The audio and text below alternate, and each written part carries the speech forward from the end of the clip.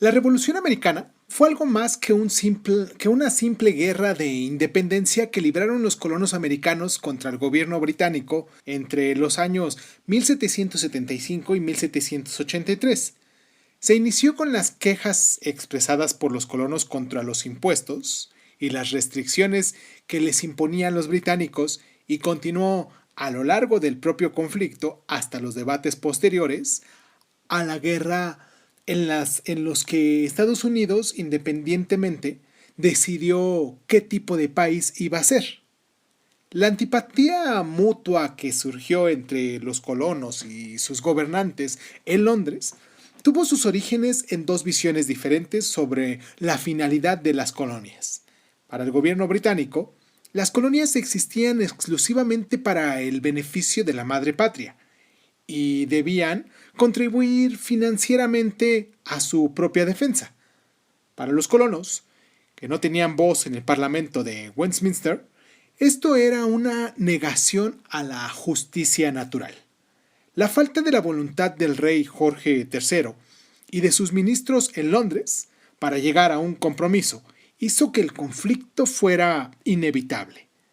Hoy, aquí en Crónica Lunares, hablaremos de la Revolución Americana, siendo casi Nochebuena el día de mañana, hoy siendo 23 de diciembre. Les mando un abrazo realmente muy, muy caluroso, porque estas fechas se presta para eso, ¿no? Para ser amoroso, para ser caluroso, porque en la parte boreal del mundo donde yo vivo, pues se siente muchísimo, muchísimo frío. Yo soy Irving Sun, por cierto.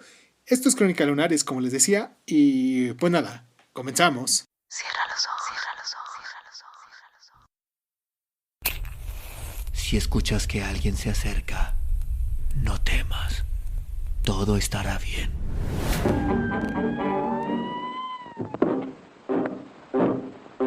Oh, I'm going down to St. James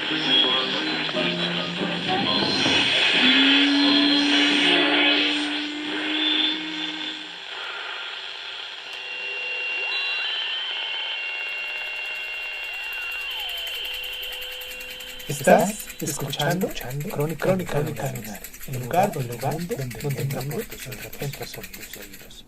Bienvenido. Durante la guerra contra los franceses e indios, el componente norteamericano de la Guerra de los 7 años, en su gran mayoría, los colonos americanos se consideraron súbditos leales de la colonia y muchos, entre ellos George Washington, lucharon con los británicos en contra de los franceses. Aunque la guerra terminó en el año 1767 con la victoria británica, había resultado enormemente costosa y el Parlamento decidió que los colonos debían pagar a partir de entonces por sus propias defensas a través de los impuestos. Así se introdujeron una serie de medidas en tal sentido, y también se prohibieron los asentamientos al oeste de los Apalaches para prevenir cualquier conflicto costoso entre los pueblos nativos americanos.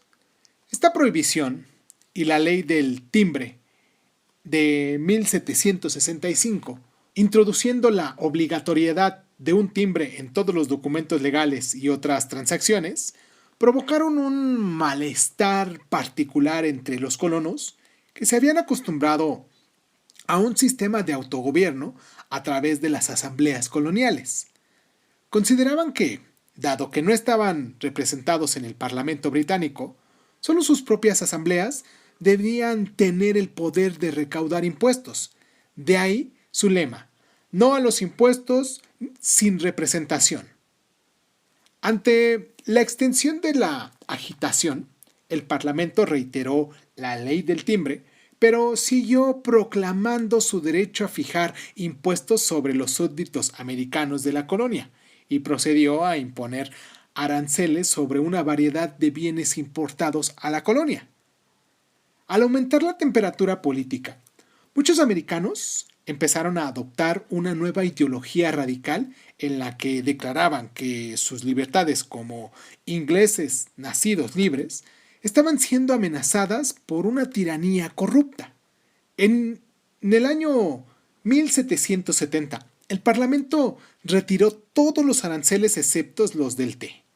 Y en el año 1773, con el fin de ayudar a la Compañía de las Indias Orientales, destinó una gran cantidad de té, aun con el arancel controvertido, al mercado americano. Esto provocó el famoso motín del té en Boston, en el que un grupo de patriotas, como se solía llamar ahora, disfrazados de nativos americanos, abordaron el barco que transportaba el té y tiraron la carga al mar.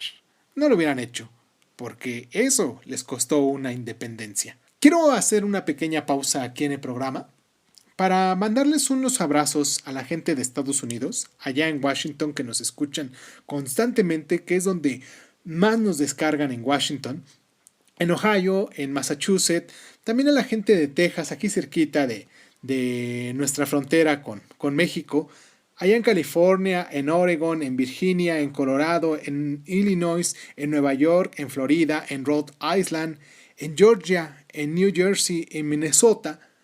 Y pues de los 50 estados que conforma esa gran nación, 44 son de ellos.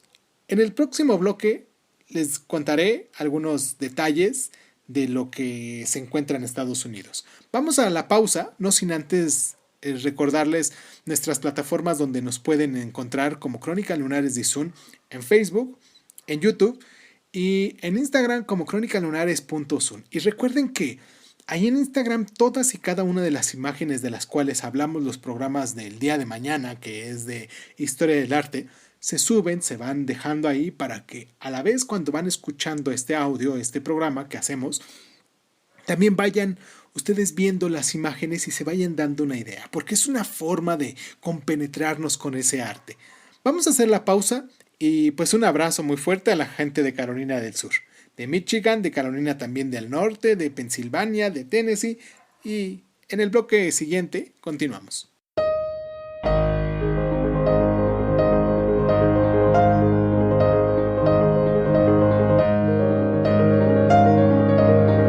Cuando los británicos impusieron medidas represivas contra Massachusetts, la colonia en la que había tenido lugar el motín del té, los delegados de las colonias se reunieron en el primer Congreso Continental y aprobaron la prohibición de todas las importaciones desde Gran Bretaña.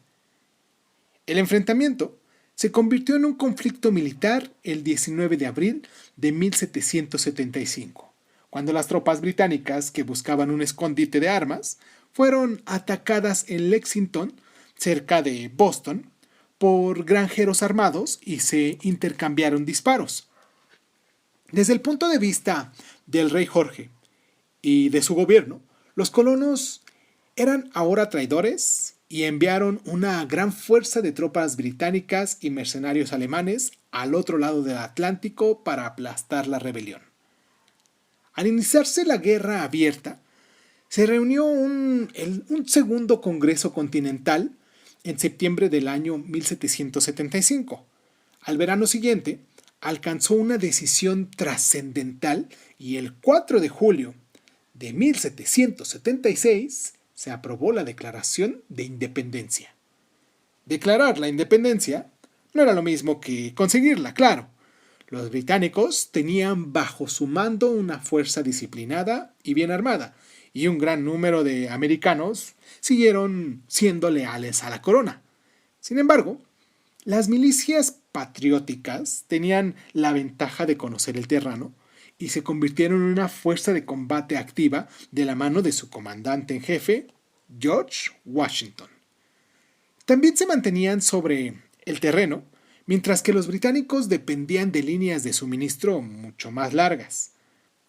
La victoria decisiva de los americanos en Saratoga en el año 1777 animó a los franceses a unirse a ellos contra su antiguo enemigo, los británicos, y en el año 1781 una gran fuerza británica, asediada por el ejército de Washington y por una flota francesa en Yorktown, se vio obligada a rendirse. 2 años después, Gran Bretaña reconoció la independencia de Estados Unidos en el Tratado de París, terminando formalmente con la guerra. Vamos a hacer esta pausa nuevamente para mandarles un abrazo a la gente de Tennessee, de Wisconsin, del Distrito de Columbia, de Connecticut, de Missouri, de Alabama, de Arizona, de Nuevo México, la gente de Luisiana, de Maryland, de Iowa, de Nevada, de Maine, de Kentucky, en Kansas, en Utah, en Delaware, en Mississippi, en Indiana, en Arkansas, en el norte de Dakota, en Nebraska, en el sur de Dakota también, y en New Hampshire y en Oklahoma. Esos 44 estados que son los que nos escuchan constantemente y están descargando aquí nuestros programas y que me hacen sentir muy contento, a todos ellos este día 23 de diciembre quiero mandarles un abrazo muy afectuoso, muy caluroso, porque realmente se necesita con estos fríos que estamos pasando. Y pues nada, vamos por la pausa y continuamos con nuestro programa para darle final. Vamos y regresamos.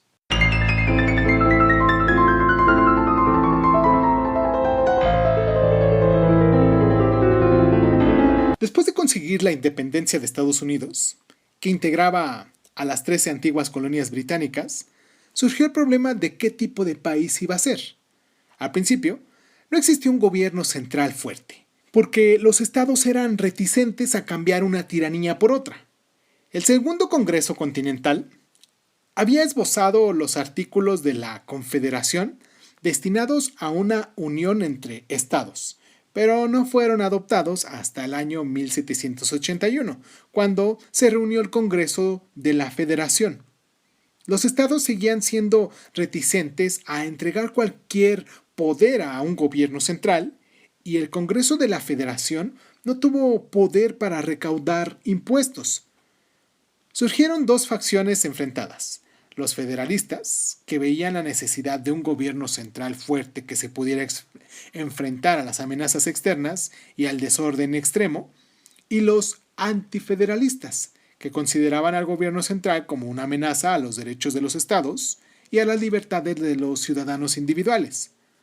Para resolver estas dificultades, se reunió una Convención Constitucional en Filadelfia en el año 1787 para elaborar una nueva Constitución Federal. El resultado fue un gobierno central fuerte, pero sus poderes separados entre el Ejecutivo, el Presidente, y el Legislativo, el Congreso, y el Judicial, equilibrados y contenidos por los poderes de los estados y del pueblo. Y la Constitución de Estados Unidos fue ratificada en el año 1788 y para contentar a los antifederalistas fue adoptada la Declaración de Derechos, que recoge las primeras 10 enmiendas que hablamos anteriormente.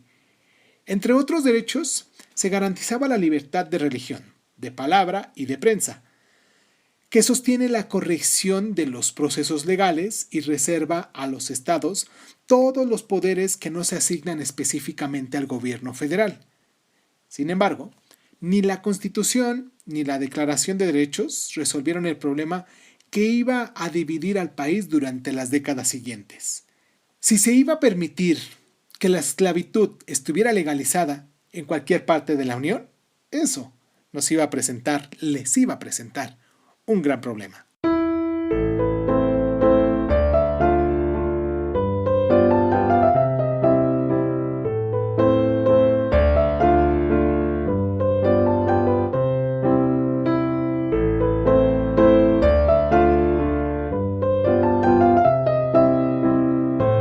La revolución estaba en la mente del pueblo, antes de que se derramase una gota de sangre en Lexington.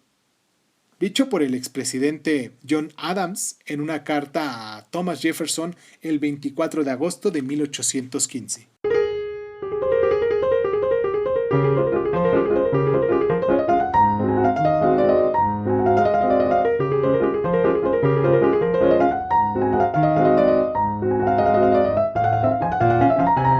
La tarea de redactar la Declaración de Independencia fue encargada por el Congreso a un joven hacendado de Virginia llamado Thomas Jefferson, que se convertiría más tarde en el tercer presidente de Estados Unidos. Sus sentimientos, justificando la rebelión contra la tiranía, siguen sonando a lo largo